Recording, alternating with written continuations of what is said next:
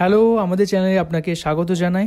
আমাদের চ্যানেলে যারা শাকিব খানের ফ্যান্সরা আছেন তারা অনেকেই প্রশ্ন করেছেন যে আপনারা 1 মাস ধরে যাবৎ কোনো শাকিব খানের ভিডিও আসছেন না বা শাকিব খানকে নিয়ে ভিডিও বানাচ্ছেন না। তো চলো আজকে শাকিব খানকে নিয়ে একটা ভিডিও দেখা যাক। অ্যান্ড এই ভিডিওটা হচ্ছে যে শাকিব খানের লাইফ স্টোরি বিষয়ে, যেটা আমরাও জানবো যে শাকিব খান কী করে এত বড় জনপ্রিয় স্টার হয়ে উঠলেন। তো চলো দেখা যাক গল্পটা। আজকে আমরা আপনাদের শোনাবো একজন সাধারণ মানুষ থেকে সুপারস্টার হয়ে যাওয়ার গল্প। সুপারস্টার শাকিব খান হওয়ার পিছনের কষ্ট ও ত্যাগের কাহিনী।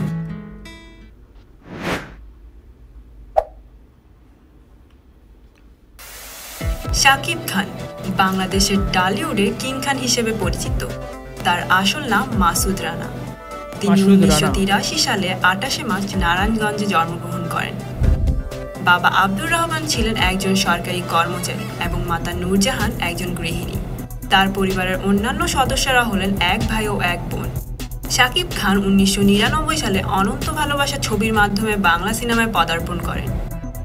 ভালোবাসলেই ঘর বাঁধা যায় না এবং খোদার পরে মা ছবির জন্য তিনি 2বার জাতীয় চলচ্চিত্র পুরস্কার লাভ করেন এবং বিভিন্ন সময়ে মোট 7বার মেরিল প্রথম আলো পুরস্কার লাভ করেন।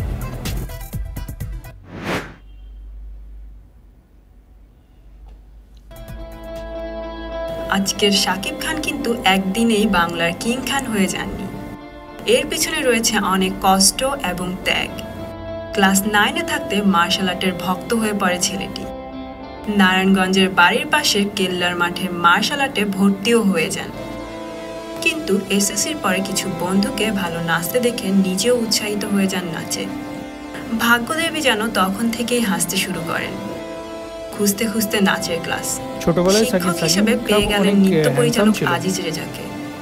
নৃত্য পরিচালক আজিজ রেজার অনেক অবদান মাসুদ রানা থেকে আজকের এই শাকিব খান হিসেবে পরিচিতি লাভের জন্য। আজিজ রেজার কাছ থেকে শাকিব খান নাচ এবং অভিনয় শেখেন। আগে শাকিব খানের স্বাস্থ্য খারাপ ছিল, সে যাতে একটু স্বাস্থ্যবান হয়ে দেখতে সুন্দর হয় এই জন্য আজিজ এক রেস্টুরেন্ট ভাড়া করেন, যেখানে বলা ছিল শাকিব যখন ইচ্ছে এসে খাবে, বিল সব আমি দিব।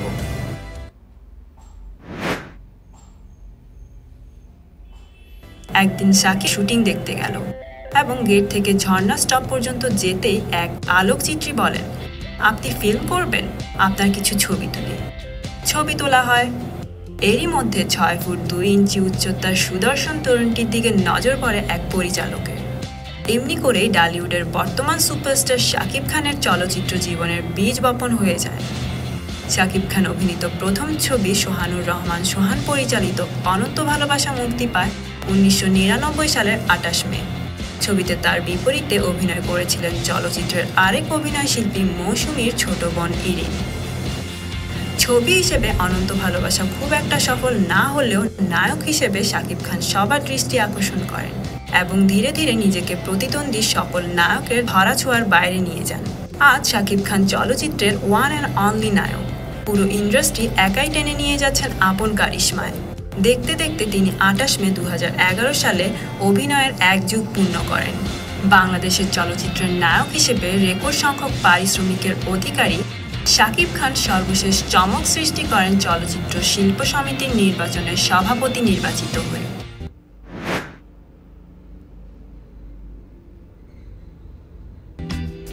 শাকিব খান এবং অপু বিশ্বাস সবচেয়ে জনপ্রিয় জুটি। তারা একসাথে 25টি ছবিতে অভিনয় করেছেন। তাদের প্রথম ছবি কোটি টাকার কাবিন।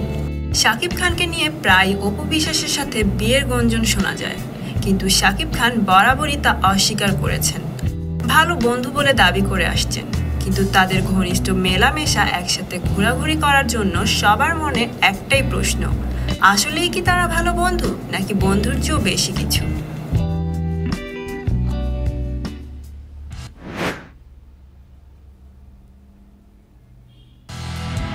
শাকিব খান একমাত্র অভিনেতা যার আয়কে আন্তর্জাতিক মানে বিচার করা হয়। ছবি প্রতি তিনি সম্মানী নেন 35 লাখ টাকারও বেশি। সেই হিসেবে প্রতিদিন গড় আয় 1,46,000 টাকারও বেশি, অর্থাৎ খান সাহেবের প্রতি সেকেন্ডের মূল্য 1 টাকা 70 পয়সারও অধিক। সিনেমার নায়ক হতে চুটি ক্ষয় করার যে প্রবাদ প্রচলিত রয়েছে তা শাকিব খানের ক্ষেত্রে কাহিনী নয়, বাস্তব। বাংলাদেশের চলচ্চিত্র উন্নয়নে শাকিব খান এক যুগেরও বেশি সময় ধরে আন্তরিক চেষ্টা চালিয়ে যাচ্ছেন। নায়ক এবং এফডি আমি জানি না এটা একটু হাস্যকর লাগলো জিনিসটা, যে এরকম কেন বলছে যে প্রতি সেকেন্ডের মূল্য 1 টাকা 70 পয়সার প্রতি, যেমন আমি আগেকার দিন সেই টক টাইম হতো না যে 1 টাকা 70 পয়সা, কাইন্ড অফ সেরকম শোনালো জিনিসটা। সভাপতি হিসেবে বাংলাদেশের চলচ্চিত্রপ্রেমী জনগণ তার এই অবদানকে মূল্যায়ন করে। সবাই তাকে ভালোবেসে কিং খান উপাধি দিয়েছেন। দেশীয় চলচ্চিত্র রক্ষা করার জন্য আমার মনে হয় শাকিব খানের উপর একটা ভালো ডকুমেন্টারি বানানো উচিত, কোনো চ্যানেলে করা উচিত, যে তার যে লাইফ স্টোরি, তার যে জার্নি, সেটা নিয়ে তুলে ধরা জন্য একটা ভালোভাবে ডকুমেন্টারি করা, যেটা জাস্ট একটা কিছু ছবি দিয়ে স্লাইড শো অ্যান্ড কিছু করা হয়েছে, বাট একটা ভালো ডকুমেন্টারি বানানো উচিত। কারণ তিনি বাংলাদেশের একজন এত বড় star, one and only star বলা যেতে পারে, তো তার জন্য একটা করা যেতেই পারে অবশ্যই। তিনি ভালো মানের ছবি নির্মাণ করছেন এবং ইতিমধ্যে ইন্দো বাংলার যৌথ উদ্যোগে ছবিতে অভিনয় করছেন। তিনি ভারতীয় অভিনেত্রী শ্রাবন্তীর সাথে শিকারী ছবিতে অভিনয় করেছেন। ছবিটি দর্শক মহলে জনপ্রিয়তা পেয়েছে। আজীবন তিনি এভাবেই বাংলা চলচ্চিত্রের সাথে থাকবেন এবং বাংলা চলচ্চিত্র উন্নয়নে সবসময় পাশে থাকবেন, এটাই সবার প্রত্যাশা। অবশ্যই তিনি অলওয়েজ বাংলা সিনেমার সাথেই থাকবেন এবং বাংলা সিনেমা আরও উচ্চতায় যাক, এটাই আমি কামনা করব। কিছুদিন আগে আমরা শাকিব খানের সিনেমা তুফান দেখলাম। তুফানের ট্রেলার আমাদের চ্যানেলে আছে, দেখে নিতে পারো বা লিঙ্কে ডেসক্রিপশনে দিয়ে দেবো, তোমরা দেখতে পারো আমাদের রিভিউটা। And thank you so much video দেখার জন্য অ্যান্ড আমাদের চ্যানেলকে এত ভালোবাসা দেওয়ার জন্য। আশা করি আরও ভালো ভালো ভিডিওস তোমাদেরকে দিতে পারবো, জানাতে পারবো। অ্যান্ড কী কী সিনেমার রিভিউ দেওয়া যায়, কোন কোন সিনেমার ট্রেলার দেখা যায়, কোন কোন নাটক আমরা দেখতে পারি বা কোন কোন নাটকের ট্রেলার রিভিউ করতে পারি, সেটাও কমেন্টে জানাও। Thank you so much once again. দেখা হবে নেক্সট কোনো ভিডিওতে, ততক্ষণের জন্য টাটা।